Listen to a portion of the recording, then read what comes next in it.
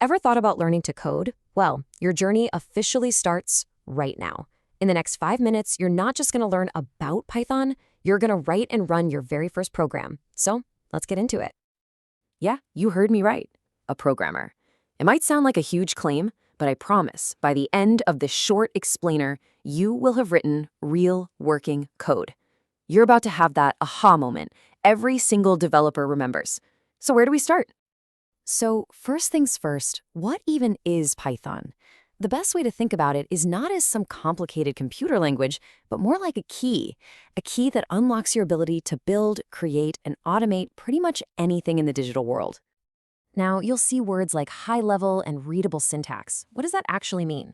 Well, high-level just means you can write powerful stuff without getting lost in the weeds of how the computer works. And readable syntax? That's Python's superpower. It's designed to look a lot like plain English, which makes it, hands down, one of the best languages to start with. And don't let that simplicity fool you for a second. This super beginner-friendly language is the engine behind some of the most advanced tech on the planet. I'm talking about the websites you use every day, the data science that finds new discoveries, and even the artificial intelligence that is literally changing our world. Python is everywhere. Okay, so every creator needs a workshop. For us, that means getting Python installed on our computer. And don't worry, this isn't some complicated technical headache. It's just about setting up our space so we can get to the fun part. The whole process is really just 4 simple steps. We're going to head over to the official source, python.org, download the right file for our system, run that installer, and then, this is the important part, we'll double-check that our computer knows where to find our brand new tool. Okay, for all my Windows users out there, listen up because this is the most important step. During the installation, you're going to see this little checkbox, Add Python to Path. You have to check it. Think of the path like your computer's address book. Checking this box tells your computer exactly where to find Python no matter what. Seriously, this one little click saves so many headaches later on. All right, once that installation is all finished, we're going to do one last check. Just open up your terminal or command prompt and type this command, python-version, and then hit enter. All you're doing here is asking your computer, hey, are we good to go? Is Python installed and ready? If you see something like this pop up on your screen, the word Python followed by a version number, then boom, success. Your workshop is officially open for business. You are ready to start coding. So our workshop is open. Now we need a workbench. In the programming world, we call this a code editor or an IDE. It's basically a special program that makes writing code way, way easier. It helps you out with colors, suggestions. It's a must-have. And look, there are a lot of great options out there. You've got Idle, which actually comes with Python, Thonny, which is great for learning, and then the more professional tools like VS Code and PyCharm. But to keep things moving, let's not get stuck trying to decide. For today, we're going to go with Visual Studio Code, or just VS Code.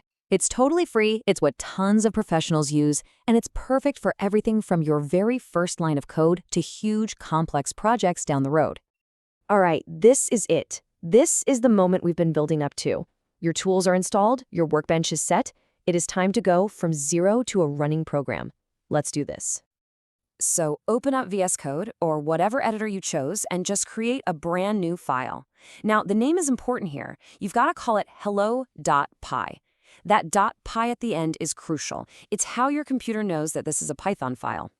Okay, inside that file, you are going to type this single magical line of code. Print, followed by parentheses, and inside those, in quotes, hello Python. The print command is one of the most basic tools we have. It's our way of telling the computer, hey, display this text back to me. Now, save that file.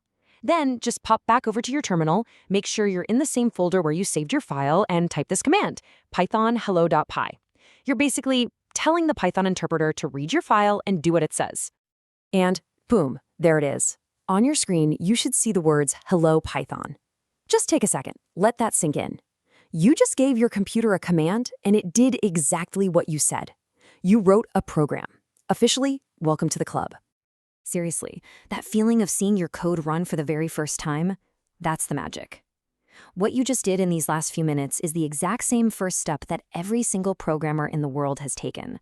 So let's just quickly recap everything you've accomplished. So think about it. You learned that Python is this powerful but super approachable language. You got your whole workshop set up by installing it. You picked out a workbench, your code editor.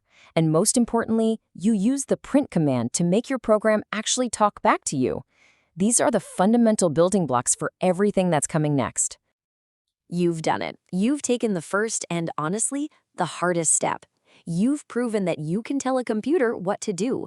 The whole world of technology and creation is now open to you. So the only real question left is, what are you going to build next?